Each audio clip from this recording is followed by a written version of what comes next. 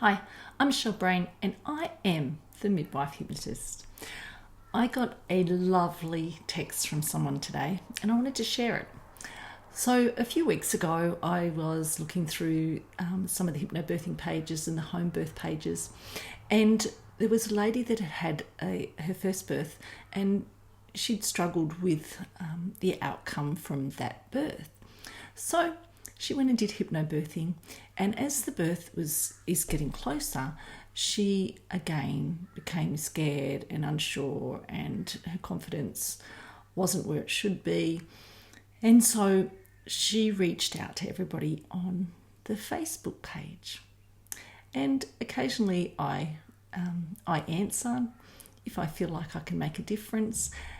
This particular person had a lot of answers, and lots of people wanted to help, which was lovely. And she decided to go back and to do a refresher with a hypnobirthing, and that's what she did. And then several weeks later, she decided to look at what I had sent her. And I had just given her some of my birthing in trance information and videos in a couple of trances.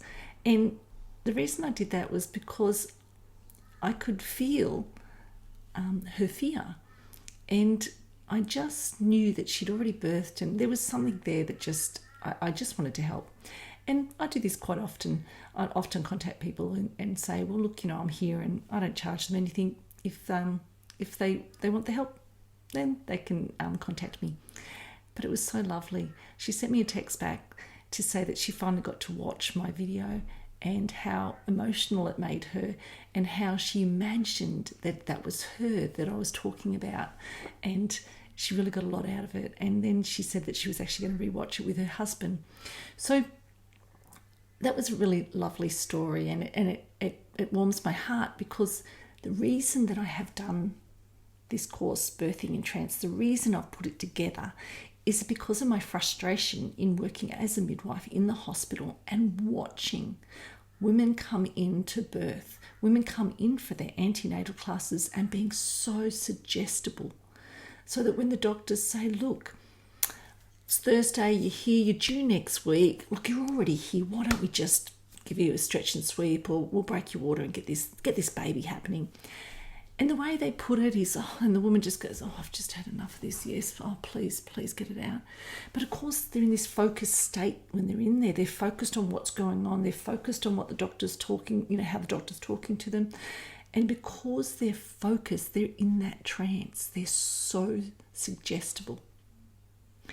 And I can see what's happening. I can see that these women are choosing to do this because they're thinking, oh yes, okay, that's what I need to hear. When in fact, and even I spoke to one lady the other day that was pushing 40 and was told that she would have to have her baby before she was 40 weeks. And I said to her, well, why don't you go back and ask what the evidence says? Why don't you go back and say, what are the statistics? But when you talk about that, talk about the trauma they're going to cause. So what are they going to do? What trauma are they going to cause? And what are the statistics on that procedure?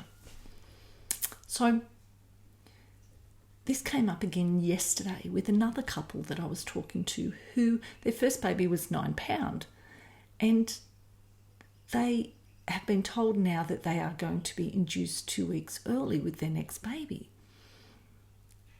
because the baby's big. And I said to them, well, so they're going to induce you again because the baby's big. Yet last time when they told you the baby was big, they induced you. They used a Syntocin drip. They then encouraged you to have an epidural because the Syntocin drip was continually turn up until the woman could barely cope with the pain. And then they did a really large episiotomy and used forceps to pull the baby out. So let's have a look at what's the statistics, what's the research say about a woman going over 40 and having a baby, or a woman at 38 weeks having a big baby on board, or a so-called big baby, a 9 pounder. What's the difference in those 2 weeks? and going into birth naturally, aren't we just saying, look, okay, so you're having a big baby, let's just cause all the trauma now. Let's give you the episiotomy. Let's give you the worst case scenario and do all the things that we might have to do if for whatever reason the baby, if the baby's head was big, or if you didn't push the baby out slow, let's create all that trauma anyway. Let's just do it and get the baby out. It doesn't make sense. Stop and think about it. If that woman or any of these women had been allowed to birth naturally, to go into birth naturally, who's to say? How dare they say that that woman couldn't have that baby without any stitches? Who's to say that that baby was going to be 9 pounds? And who's to say that there was going to be less trauma by going into labour naturally? They're creating all this trauma for this woman, just on the presumption that she's going to have trauma. It doesn't make sense. I have birthed babies that are 13 pounds with no stitches. They've come in and they've birthed naturally. So why are we creating this trauma? Who or where along this journey have we stopped caring for our women? Why don't we care about their birth? Why don't we care about the episiotomies and the forceps and the vacuums? There seems to be no thought around the woman and what that woman's got to live with. What was the difference between waiting another 2 weeks or 3 weeks for that baby to be born? And if the baby's head was supposedly too big and she needed an episiotomy, then so be it. The episiotomy could be done. But give her every chance. Don't just say, oh, look, let's just do it. Let's just cause all this trauma because it's not going to happen. Well, it does happen, and I see it all the time. I see babies coming in being born that are 9, 10, 12, 13 pounds, naturally. Yet I can see babies that are born 6.5 pounds that have been induced and still have all the trauma because of the epidurals, because they didn't trust that woman's body. So please, please, please think about your choices as a birthing woman.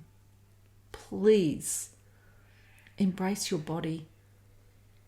Check out Birthing in Trance. It can make the difference. It can make the difference. I've seen it work. I've been in the birth suite. This is my job. This is what I do. And I make a difference. Check out my website, michellebrain.com and birthingintrance.com.